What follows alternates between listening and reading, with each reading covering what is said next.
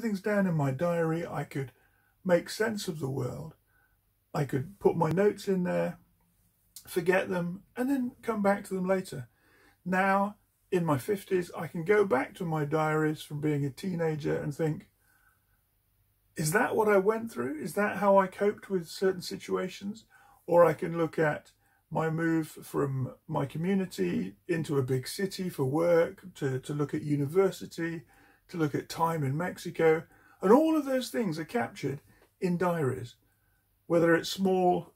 I think I went from being a schoolboy diarist into journaling on a regular basis, pretty much keeping a diary every day ever since I was a teenager, into those being more thoughtful, emotion-driven journals about what I was going through, perhaps in a relationship or in a new employment.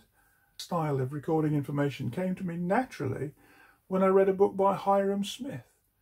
Brilliant book called Time and Life Management. Not many people know of Hiram Smith, but everybody knows of his partner in business, Stephen Covey, who wrote 7 Habits of Highly Effective People. And I think those two books, The 7 Habits and Hiram's Life Management, those books were incredibly useful to me in making sense of how to use a diary, how to look at time, and how to record the things that are important, but also to log those small things, which at the time seem unimportant. But when you go back to them, or when you need to step back 3 months or a year and a half and think, actually, what time did that call happen? When did that message arrive by post? Some of us still use post.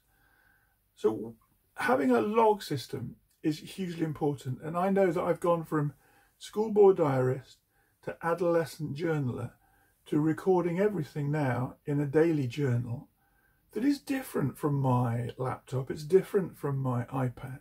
I find I use, and I'm much more confident with, a bullet journal like a Moleskine or an A5 journal that I keep all my notes in. And I know that I have confidence that I can pull a journal off the shelf. I can recall what happened just by flicking through the pages to a particular date, or to the notes that I've made about an incident which I wanted to record, whether it was a call with an insurance company that might be forgotten, or a note about why I needed to send certain information to somebody on a certain day.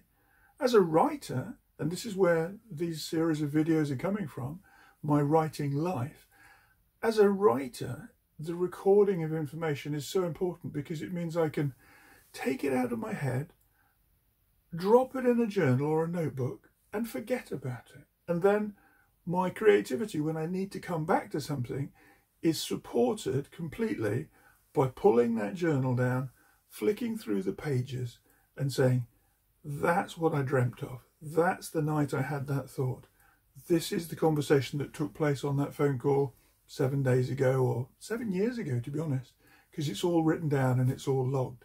That's a simple way of recording things through my writing. Why do we write? Again, I think we write to record information first, and then once we master that and feel comfortable with that, we start to share our ideas and express ourselves through the written word. These are my tools. These are the pieces of my profession. You know, I always have a red, a blue, and a black pen wherever I go. It's in my jacket pocket, it's in my car, hundreds of pens on my desk at home, and just a few behind me in the room here.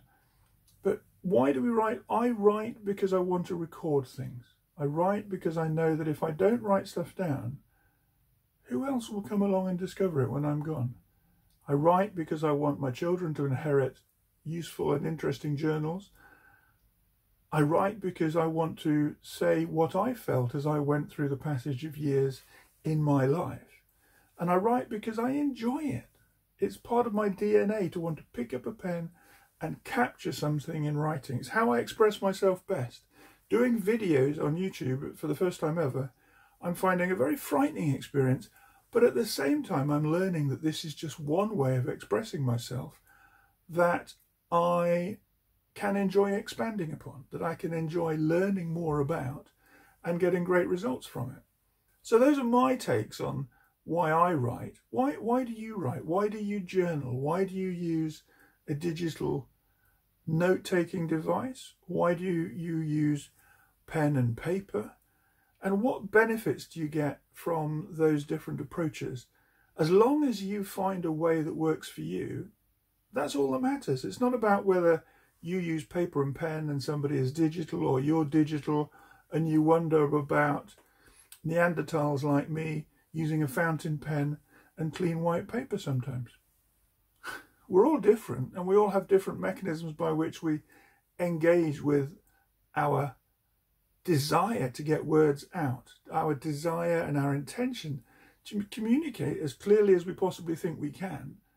And that's what works. We choose our own method. I know why I write.